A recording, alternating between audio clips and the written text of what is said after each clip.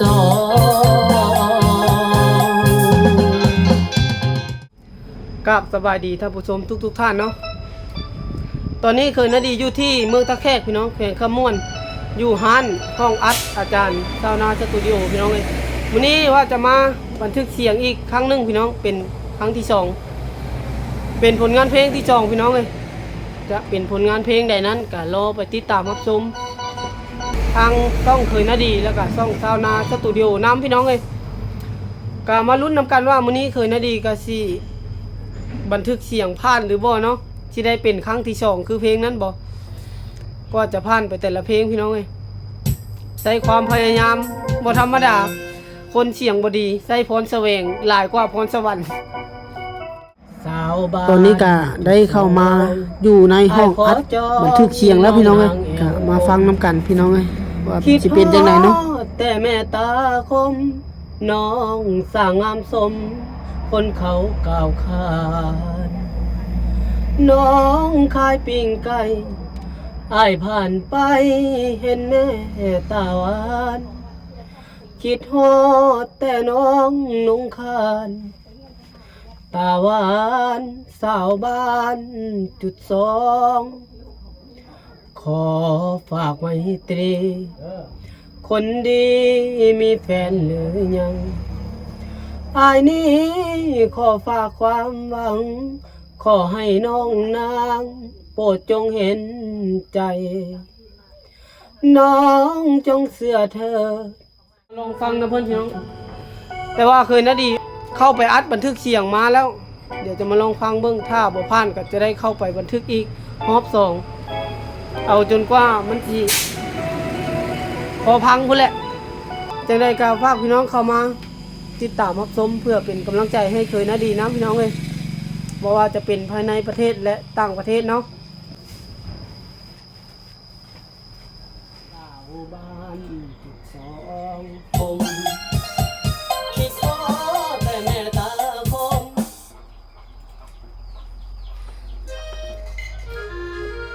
ตอนนี้ทางอาจารย์เพิ่นกำลังปรับแก้อยู่พี่น้องเลย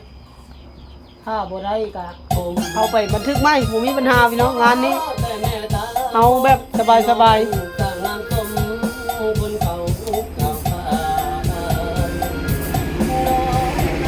ตอนนี้เกิดปัญหานิดนึงพี่น้องอยู่คอมกระดับปุ๊บลงกำลังเปิดคอมขึ้นมาใหม่สงสัยเพลงนี้สิดับ ใครดูดังชาทุกยันแต่เพลงนี้สิดับปฏิขนาดคอมก็ยังดับเลยมีสองอย่างไม่ดังก็ได้ตอนนี้กำลังเปิดคอมใหม่พี่น้องเลยจะมาเชียร์อะไรตอนนี้เนาะตอนนี้ทางอาจารย์เพิ่นกำลังเรียบเรียงอยู่พี่น้องเลยสาวบ้านจุดสองไอ้ขอจองน้องนางแอวกลมคิดฮอดแต่แม่ตาคมน้องสร้างงามสมคนเขาข่าวขานน้องขายปิ้งไก่อ้ายผ่านไปเห็นแม่ตาหวานคิดฮอดแต่น้องนุ่งคานอันนี้เป็นเสียงสดพี่น้องเลยยังไม่ได้ใส่ดนตรีเช็ควิวระเบิดได้เซนวิวบ้างวะสาธุขอให้ได้ชิงเชนวิวว่าฉันคือจิเม่นน้ำท่วมโลกคุณบ่คือเพลงไงมันแคนบ่ถ้าน้ำท่วมโลกพุ่นบ่ยอดวิวที่ถึงเชนอายนี้ขอฝากความหวังขอให้น้องนางโปรดจงเห็นใจน้องต้องเชื่อเธอทุกอย่างที่อายบอกไปอายนี้ขอหักตามไว้ดวงใจสาวบ้านจุดสองเขตเมืองหินมูลคนดีที่อายหมายปองสาวบ้านจุดสองคน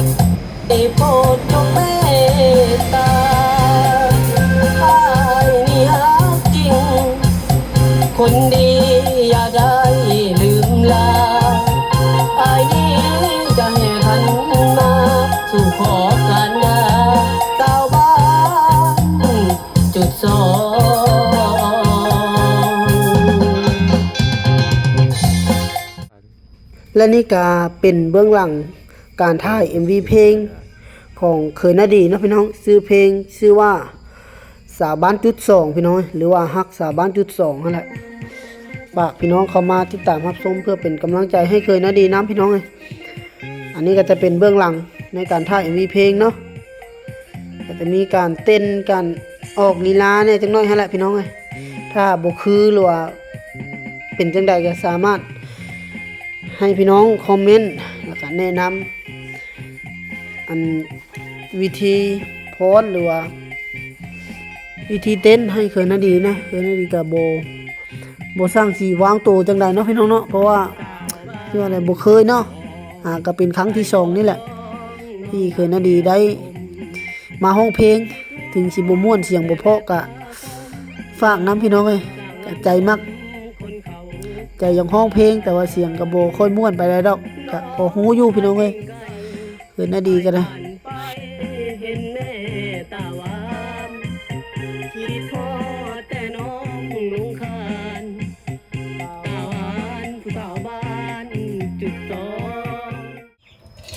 สำหรับในการบันทึกเสียงก็ถือว่าผ่านไปแล้วพี่น้องเลยแบบอีลักอีเรือเนาะแล้วก็ถ้า MV เพลงก็แล้วเป็นที่เรียบร้อยพี่น้องเลยสำหรับมื้อนี้ก็รอติดตามรับชมได้พี่น้องเกี่ยมว่าจะปล่อยเพลงภายในเร็วๆนี้แหละพี่น้องเลยก็รอเข้ามาติดตามรับชมได้ทางช่องเขยนาดีเนาะพี่น้องก็ฝากพี่น้องนำเพื่อเข้ามาติดตามรับชมแล้วก็เป็นกำลังใจให้เขยนาดีนะพี่น้องก็จะพยายามพัฒนาตัวเองให้ดีขึ้นกว่าเก่าพี่น้องเลยเท่าที่จะทำได้เนาะก็ฝากน้ำพี่น้องถ้าว่ามันเป็นไปตามที่แบบเฮาคิดก็จะมีผลงานเพลงให้พี่น้องได้รับชมรับฟังไปเรื่อยๆอยู่พี่น้องเลยถ้าว่ามันบ่ยอดวิวมันบ่ให้ท่าก็บ่ปานใดแล้วพี่น้องแต่ใดก็ฝากพี่น้องนั่นแหละเข้ามาติดตามรับชมเพื่อเป็นกำลังใจให้น้ำพี่น้องเลยก็สิได้ออกเมื่อก่อนมานี้ค่ำแล้วมาตั้งแต่เช้า 7-8 โมงพุ่นแหละตอนนี้เป็นเวลา 4 โมงแรงแล้วเดี๋ยวนาดีก็สิได้เมื่อแล้วก็สิได้ออกเมื่อแล้วเพราะว่าตอนนี้ก็แม่น้องอลิสาโทรนำแล้วพี่น้องเลยเพราะไปดนแท้ว่ะเพื่อสิได้เพลงนึงบ่แม่นง่ายพี่น้องด้วยความที่เฮาประสบการณ์น้อยเนาะก็ยังบ่ค่อยชำนาญปานใดก็ค่อยเฮ็ดค่อยเป็นค่อยไปนี่แหละพี่น้องเอ้ยจังได๋ก็ฝากน้ำเอาสุดท้ายนี้ก็ต้องกราบขอบคุณ FC ทุกท่านที่เข้ามาติดตามรับชมทางช่องเคยนาดีตั้งแต่ต้นจนจบพี่น้องในการมาบันทึกเสียงในครั้งนี้ขอกล่าวคำว่าสวัสดีสบายดีพี่น้องแล้วพบกันใหม่ใน EP หน้าพี่น้องเลยบ๊ายบาย